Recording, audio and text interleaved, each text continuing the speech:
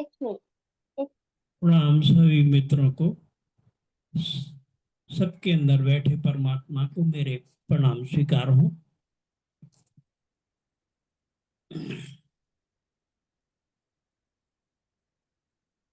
बुद्धं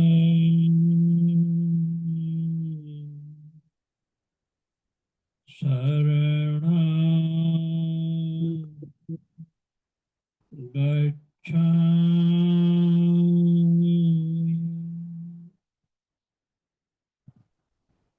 संघं शरणं गच्छामि,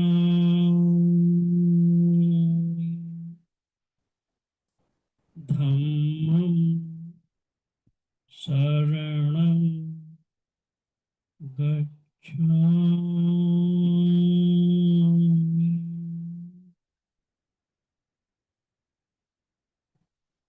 इसका मतलब है बुद्धम शरणम गच्छामि का मतलब है सभी बुद्ध जो हो चुके हैं, जो हैं और जो आने वाले हैं, उन सभी बुद्धों की शरण में जाता हूं। फिर है संघम शरणम गच्छामि।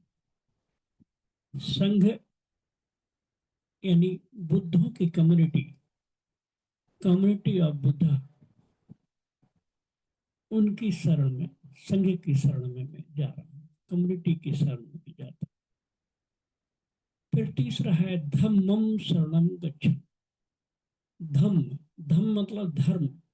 धर्म रिलीजन नहीं है, अल्टीमेट ट्रुथ।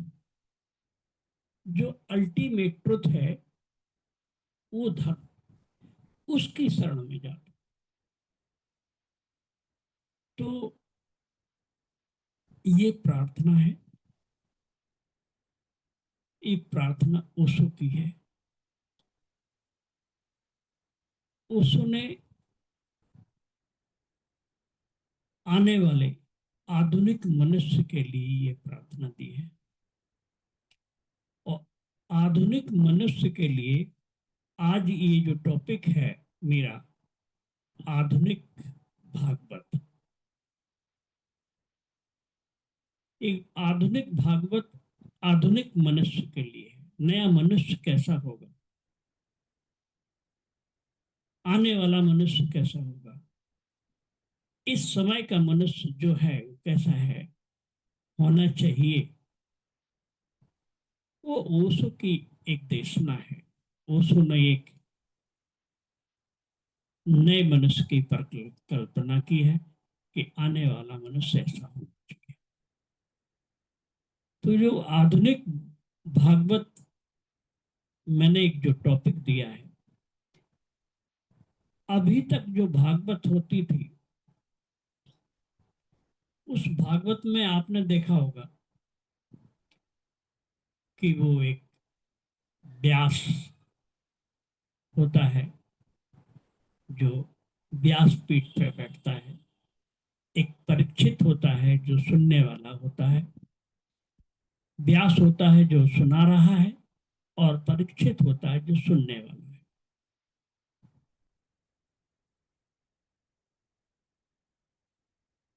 ये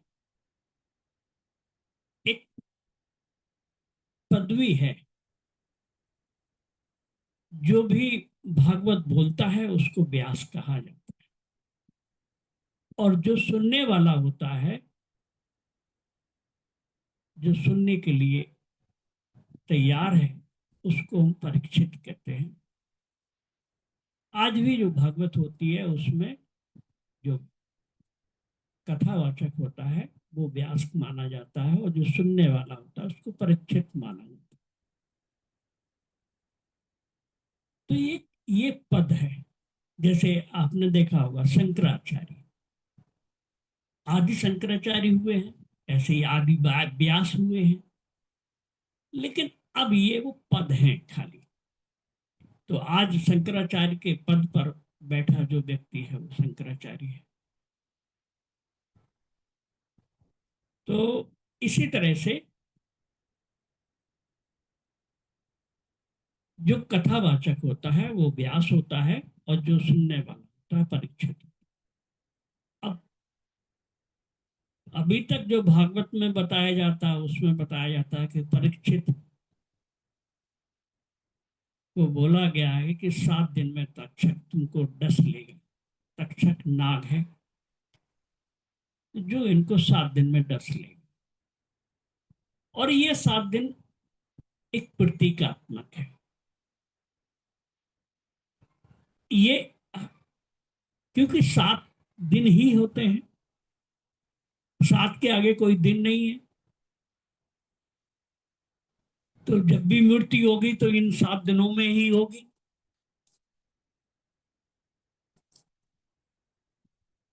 तो एक ये प्रतीक है कि 7 दिन में डस लेगा या मृत्यु हो जाएगी उसकी। तो और मृत्यु होने पर ही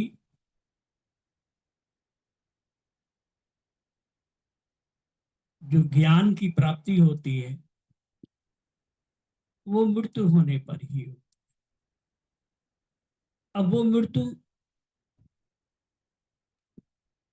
शरीर की नहीं है, वो मन की मृत्यु है।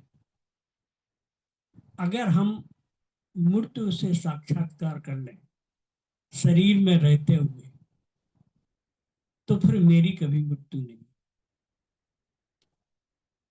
ओशो कहते हैं मैं मृत्यु सिखाता हूं। तो मृत्यु जैसी कोई चीज नहीं होती। इस शरीर का जन्म है, इस शरीर की ही मृत्यु होती है। लेकिन आत्मा जो है, जो चैतन्य है, जो मैं हूं, उसकी कभी कोई मृत्यु नहीं होती। लेकिन ऐसा जो जान लेता है उसके लिए, जो नहीं जानता है उसके लिए ये भागवत के द्वारा उसको बताया जाता है कैसे जानना है। तो आधुनिक भागवत में जो देशना है वो ओशो की देशना है। ओशो ने आधुनिक मनुष्य के लिए ध्यान की विधियां दी है। सक्रिय ध्यान ओशो का जगत में ऐसा दूसरा ध्यान नहीं है। आधुनिक मनुष्य के लिए, आज के आदमी के लिए, जिसमें रेचन की व्यवस्था हो, ध्यान, वो ध्यान है सक्रिय ध्यान। और वो सक्रिय ध्यान ओशो के अलावा और कहीं नहीं। तो जब आप किसी शिविर में जाते हैं तो शिविरों में सक्रिय ध्यान से दिन की शुरुआत होती है। सक्रिय ध्यान है संकल्प का ध्यान। संकल्प से शुरू होती है और दिन भर हम लोग ध्यान करते हैं। और आखिर में जो व्हाइट रोब ब्रदरहुड जो ध्यान होता है, जो गुरु संध्या सत्संग जिसको कहते हैं, उसमें गुरु से जो मिलने का कार्यक्रम होता है वो भक्ति का कार्यक्रम होता है, वो समर्पण का। तो शुरुआत किससे है? संकल्प से शुरुआत करनी है और समर्पण पर एंड है, समर्पण पर आखिरी है। ये दिन की शुरुआत ही नहीं है, ये जीवन की भी शुरुआत हो जाए। ये है हमारे आधुनिक भागवत का मूल सूत्र। आधुनिक मनुष्य कैसा हो। अब आधुनिक मनुष्य के लिए है क्या? आज का आदमी जो है वो बीच में जी रहा है। न पूरी तरह से वो मस्तिष्क में जी पाता है, ना ही पूरी तरह से संकल्प में जी पा रहा है।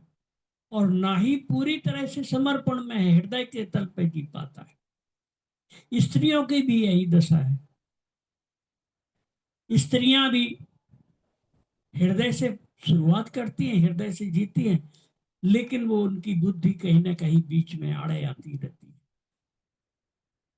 और उनका समर्पण पूरा नहीं हो पाता, वो भी आधी अधूरी रह जाती है। पुरुष बुद्धि से शुरू करता है, संकल्प से शुरू करता है और हृदय पर नहीं आ पाता है। वह मुश्किल किसी तरह से थोड़ी बहुत हृदय की आधा अधूरा जी रहा है। हर व्यक्ति आधा हृदय से जी रहा है, आधा बुद्धि से जी रहा है। तो जब बुद्धि से पूरा उतर के हृदय पर और हृदय से भी उतर के जब नाभि पे आ जाएगा, तो जो तीसरा जो संबंध बनेगा वो नाभि का संबंध बनेगा, अस्तित्व का संबंध बनेगा, वो वहां पर पूर्णता आएगी। तो जो आधुनिक मनुष्य है उसके लिए आज से ये मेरी जो भागवत है ये शुरुआत है। इसमें इस भागवत में आपने पीछे की भागवतों में देखा होगा, लोग 10 अवतारों की बात करते हैं, 10 या 11 अवतारों की बात करते हैं। उन अवतारों में बुद्ध का भी एक अवतार का नाम भर लेते हैं, लेकिन बुद्ध के बारे में कुछ भी नहीं बताते हैं। उसके पीछे रीजन है कि ये जो पंडितों का जाल है,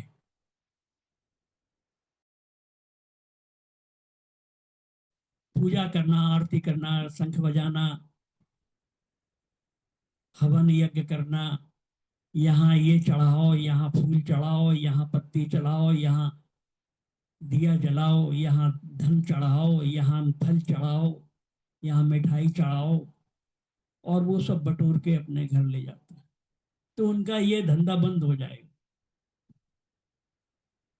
इसलिए बुद्ध बुद्ध को उन्होंने नहीं चुना, बुद्ध का नाम ही नहीं लिया। सिर्फ इतना बताया है कि बुद्ध 10वें अवतार है। ओशो की जो देशना है, आने वाला जो मनुष्य है उसके लिए उन्होंने कहा ये कर्म कांडों की कोई जरूरत नहीं। बुद्ध ने बहुत ही आसान तरीका दिया है कि अपनी श्वास जो परमात्मा ने आपको दी है, इस श्वास को ही देखते रहो, इस श्वास को ही जानते रहो, तो तुम अपने को जान लोगे। इतनी आसान विधि। ना किसी मंदिर में जाने की जरूरत है, ना किसी मूर्ति बनाने की जरूरत है, ना किसी को फल चढ़ाने की जरूरत है, ना किसी बीच में पंडित पुरोहित को लाने की जरूरत है कि आके वो मंत्र उच्चारण करे, कुछ भी करे तभी तुम्हारी पूजा पूरी हो पाएगी। नहीं, दूसरे की कोई जरूरत नहीं। बुद्ध ने सीधा सीधा सा उत्तर, सीधा बात कही है कि आपका शरीर ही मंदिर है और आपके शरीर के अंदर ही नाभि केंद्र पर जो गर्भगृह है वहां पर परमात्मा विराजमान है, इस मंदिर में। बस सिर्फ जानने की बात है। ये जान हम क्यों नहीं पाए हैं? क्योंकि हम बाहर ढूंढ रहे हैं और परमात्मा है हमारे अंदर, बाहर नहीं है। बाहर हम मंदिर में ढूंढ रहे हैं, तीर्थों में ढूंढ रहे हैं, कहीं वहां जा रहे हैं, कहीं वहां भटक रहे हैं, जगह जगह भटक रहे हैं। ये मैं नहीं कह रहा हूं कि बाहर नहीं मिले, बाहर भी मिल सकता है, लेकिन बहुत लंबी यात्रा है। जब पूरा संसार, पूरा अस्तित्व का भ्रमण कर डालोगे, थक जाओगे, चूर हो जाओगे, जब तब जाकर के कहीं अपने आप पे लौटोगे। वो जो कहते हैं कि तब लौटने की क्या जरूरत है, पूरा पृथ्वी का चक्कर लगाने की क्या जरूरत है। और अपने अंदर जाओ, वो सब पालो। वो एक, एक कथा आती है गणेश जी का और कार्तिकेय जी के बारे में।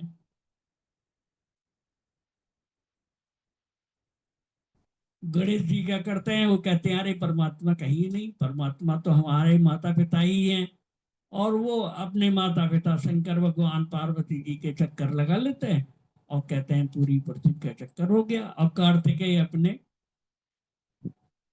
मोर वाहन पर उड़ते हुए पूरे पृथ्वी का चक्कर लगाते, जब तक कई महीनों के बाद जब वापस आते तब तक पता लगता है कि वो गणेश जी को उन्होंने, शंकर भगवान ने उनको आशीर्वाद दे दिया और उनको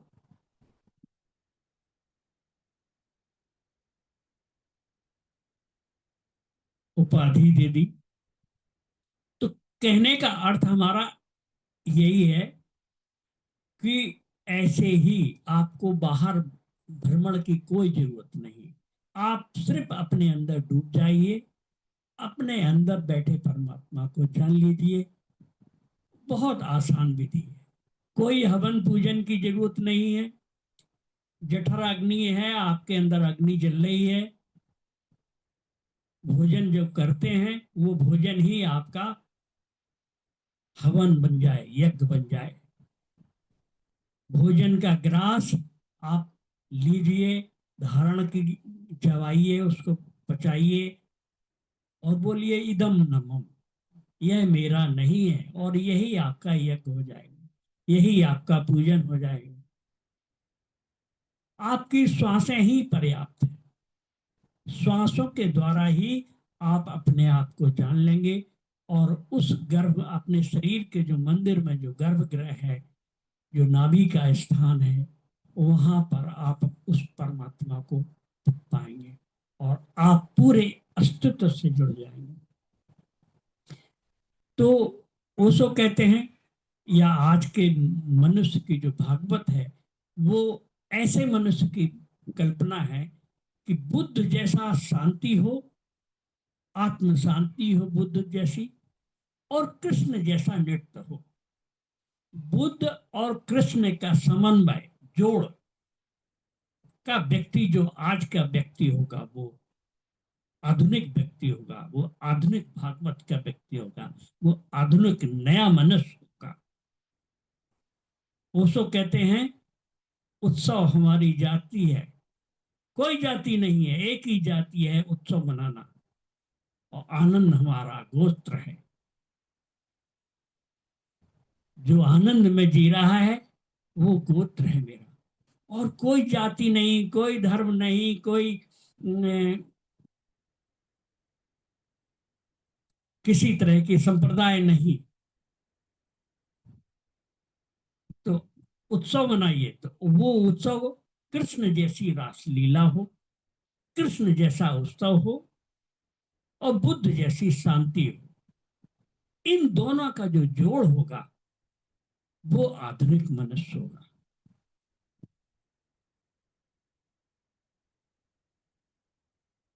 तो आज की ये भागवत है, ये भागवत इन दोनों का जोड़ है।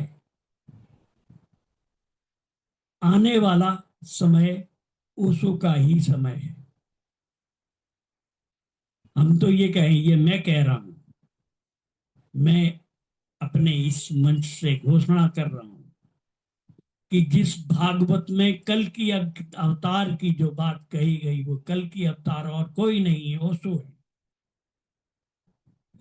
ओशो ही वो कल की अवतार हैं, इस कलयुग के अवतार हैं। अरे जिसको पूरी दुनिया की चूल्हे हिला हिला दिए हैं, जिसने पूरे विश्व में, जिसने विरोध किया है, पूरे विश्व को जिसने हिला दिया है, वो कल के अवतार नहीं होगा तो कौन होगा। तो आने वाला जो समय है वो ओशो के मनुष्य का समय है। और ओशो को आज बहुत सारे कथावाचक स्वीकार भी कर रहे हैं। हमारे मुरारी बापू जी, तो व्यासपीठ से घोषणा करते हैं। ओशो को वो नए नाम देते हैं, ओशो का मतलब समझाते हैं। ओ का मतलब क्या है, एस का मतलब क्या है, एच का मतलब क्या है, और ओशो ओ का मतलब क्या है, इन सब का वो मतलब बताते हैं। वही नहीं, आज के समय में जो धीरेन्द्र शास्त्री जी हैं, वो भी ओशो को खुले मंच से स्वीकार करते हैं। वो जैन मुनि जो हुए हैं, अब तो शायद शरीर में नहीं है, उन्होंने भी खुले मंच से स्वीकार किया है ओशो को। और उन्होंने, ये लोग ही नहीं, ऐसा कोई धार्मिक व्यक्ति नहीं है जो ओशो को ना पढ़ता ना सुनता हो। बगैर ओशो को सुने कोई भी धार्मिक व्यक्ति आज नहीं बच पा रहा है। वो स्वीकार करे या ना करे, वो बोले या ना बोले, लेकिन उसकी बातों से छलकने लगता है कि इसने ओशो को पढ़ा है।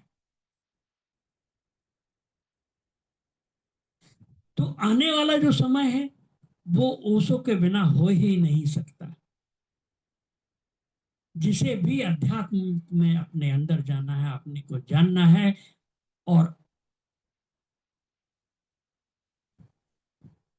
परमात्मा को जानना है, अपने आनंद को जानना है, उसे ओशो का सहारा लिए बिना नहीं हो सकता।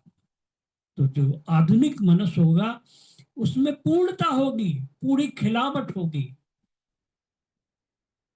ओशो ये नहीं कह रहे हैं कि बुद्ध अपूर्ण है, ओशो ये नहीं कह रहे हैं कि कृष्ण ही 16 कलाओं के मालिक हैं, वही पूर्ण है।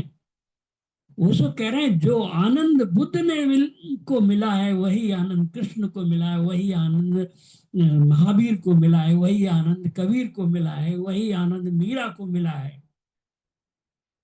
सभी उसी आनंद में डूबे हैं, सभी ने उसको जाना है। लेकिन कुछ पूर्णता नहीं है, कुछ कमी है। बुद्ध शांत आनंदित तो हैं, लेकिन बुद्ध नाच नहीं सकते हैं। महावीर नाच नहीं सकते हैं, लेकिन कृष्ण नाच सकते हैं, मुरली बजा सकते हैं। तो पूर्णता कब आएगी? पूर्णता जब ही आएगी जब बुद्ध बुद्ध जैसी शांति हो अंदर, और कृष्ण जैसा उत्सव, कृष्ण जैसी का नाच हो, कृष्ण जैसी रास लीला हो। कृष्ण को भी आज 4000 साल हो गए हैं, कृष्ण को भी कितने लोग समझ पाए? कृष्ण को कितना जाना है लोगों ने? कोई उस खाली कृष्ण की बाल्यावस्था के गुणगान करता है, कोई उनकी रासलीला की गुणगान करता है। थोड़ा थोड़ा कृष्ण का एक एक पार्ट ले रहे हैं, पूरा कृष्ण को किसी ने नहीं लिया। अगर कृष्ण को पूरा जानना है तो ओशो की महागीता और कृष्ण स्मृति का अध्ययन करें, तब कृष्ण की पूर्णता को समझ पाएंगे। तो कृष्ण को भी नहीं लोग गए, आदमी सोया सोया जी रहा है, आधा अधूरा, जितना मतलब होता है उतना उससे मतलब निकाल लेता है, लेकिन पूर्ण हुए बिना कोई तृप्ति नहीं, पूर्ण हुए बिना कोई आनंद नहीं। तो ये ओशो का आधुनिक भागवत, उस पर आज से मैं शुरुआत कर रहा हूं। इसमें बुद्ध की गाथाएं होंगी। बुद्ध की एक गाथा आज लूंगा मैं।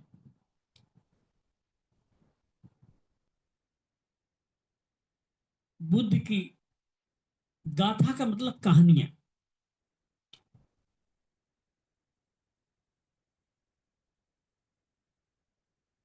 तो वो बुद्ध की गाथा में एक गाथा आती है पटाचर्या की गाथा। पटाचरा उनकी एक शिष्या थी। वो शिष्या कैसी बनी, उसकी पूरी कहानी मैं बताता हूं उसमें। पटाचारा एक नगर सेठ की बेटी थी।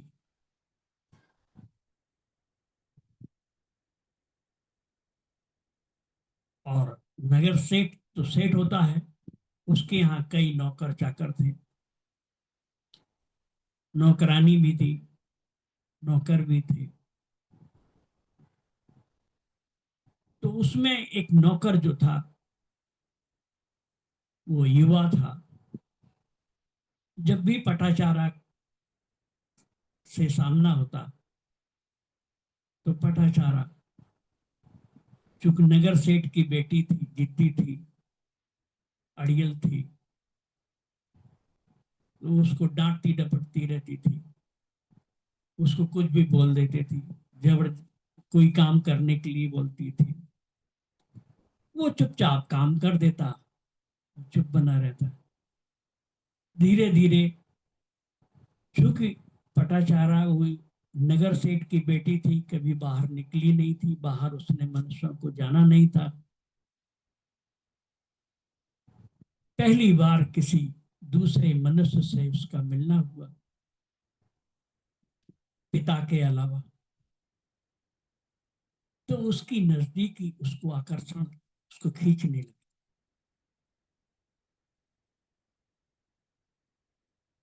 उसके धीरे धीरे वो प्रेम में पड़ गई नौकर के। फिर नौकर जो नौकर है, वो जो आदेश करती वो पूरी करता। ऐसा होते होते महीनों हो गए। एक दिन पटाचारा ने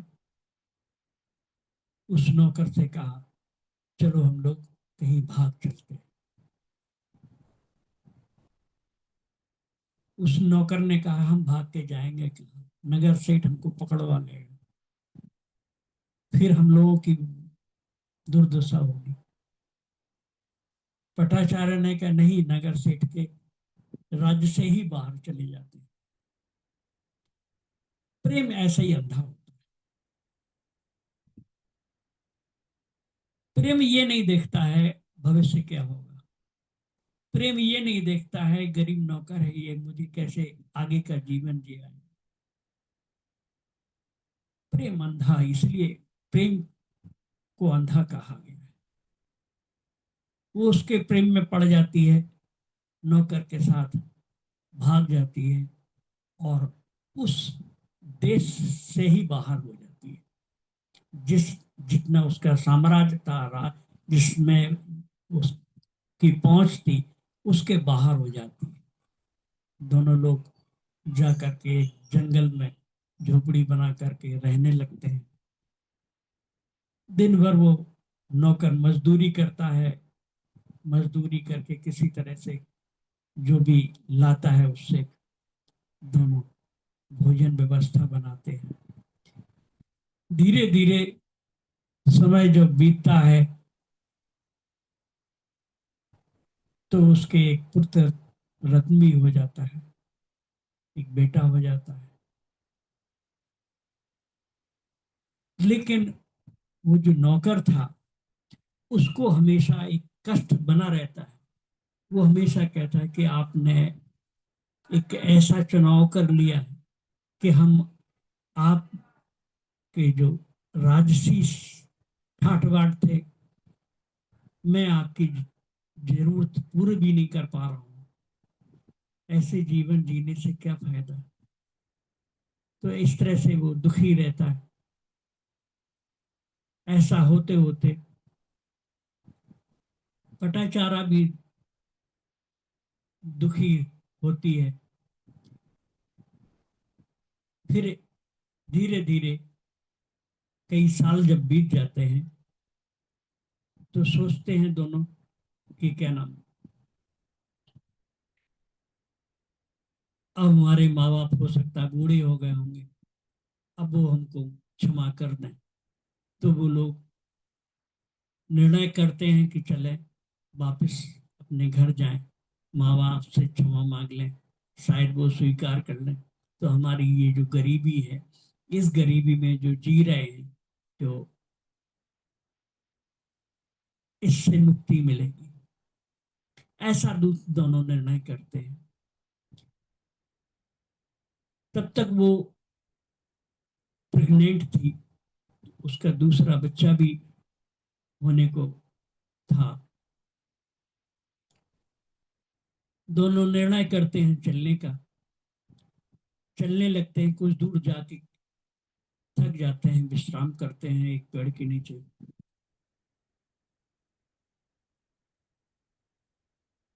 तो भोजन व्यवस्था के लिए पति जाता है जंगल से कुछ लकड़ियां कड़ियां कुछ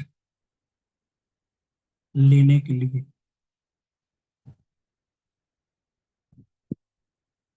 तब जब काफी देर हो जाती है, लकड़ियां लेने गया था, काफी देर के बाद पति उसका वापस जब नहीं आता है, तो वो बेचैन उठती है। जब जाती है, ढूंढती है, देखती है, तो उसको एक सर्प ने काट लिया होता है। उसका पति मर चुका होता है। उसके ऊपर एक कुठाराघात होता है कि जिस पति के लिए मैं आया था वो पति ही चला गया, जिसको के लिए मैंने माँ बाप छोड़े थे, घर द्वार छोड़ा था, वो पति ही नहीं रहा, उसका प्रेम ही चला गया। इसी बीच घनघोर बारिश होने लगी, छिपने के लिए जगह ढूंढने लगी। बच्चों को भी, अपने दो बच्चे थे, दूसरा जो बच्चा हुआ उसका, जो गर्भवती थी उसका बच्चा भी हो गया। अब उस बच्चे को संभाले वो, बड़े बच्चे को संभाले। बारिश होने लगी, बारिश इतनी भयंकर हुई कि उसको अपने को बचाना बड़ा मुश्किल हो गया। नदी में बाढ़ आने लगी। उस नदी के उस पार उसका देश था, उसका गांव था। तो उसने सोचा कैसे इसको पार किया जाए। तो उसने छोटा जो बेटा, जो अभी नन्हा सा बेटा जो अभी पैदा हुआ था, उस बेटे को एक पेड़ के ऊपर एक घोंसला था, उस घोंसले में लेटा दिया, उसको उसको ढक दिया।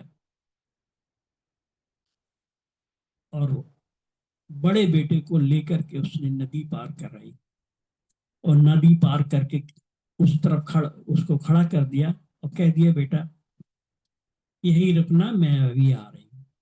अपने दूसरे बेटे को लेने के लिए आती है। नदी में जब वो आधी नदी पार कर रही होती है, उसी समय एक ऊपर से बाज आता है, एक चील आती है, और वो बाज उस बच्चे को उठा ले जाती है घोंसले से। वो चिल्लाती रहती है, चीखती रहती है। उसके दूसरे बेटा, जो छोटा बेटा था, जो अभी हाल ही में पैदा हुआ था, उसको वो बाज ले जाता है। वो चीखती है, चिल्लाती है, रोती है। इस रोती हुई माँ को जब वो बड़ा बेटा किनारे पे देखता है, तो वो सोचता है माँ बुला रही है।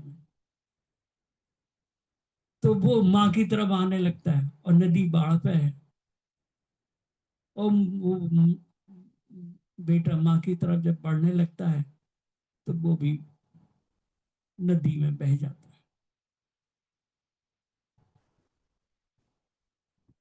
जब वो भी नदी में बह जाता है, और वो रोकती है, मना करती, तब तक वो बह चुका होता है। अब पटाचारा किसी तरह से नदी के बाहर आती है। असहाय अवस्था, सब तरीके से टूट चुकी है। पति चला गया, छोटा बेटा चला गया, दूसरा बेटा चला गया। अब वो दहाड़े मार मार के रोती है, क्या करे क्या ना करे, उसकी समझ में नहीं आता है। किसी तरह से एक दो दिन के बाद अपने स्थिति को थोड़ा बहुत संभाला, तो उसे सोचा कि अपने पिता के यहाँ चले। पिता के लिए जब वो चलती है आगे, पता करती है लोगों से, अपने पिता का, अपने गांव का पता पूछती है, तो पता लगता है कि वो तो जो बाढ़ आई थी भीषण, जो उसमें उसका मकान बह गया, वो ढह गया और उसके माँ बाप भी समाप्त हो गए। अब पटाचारा कहीं की नहीं रही थी, सब कुछ उसका उजड़ चुका था।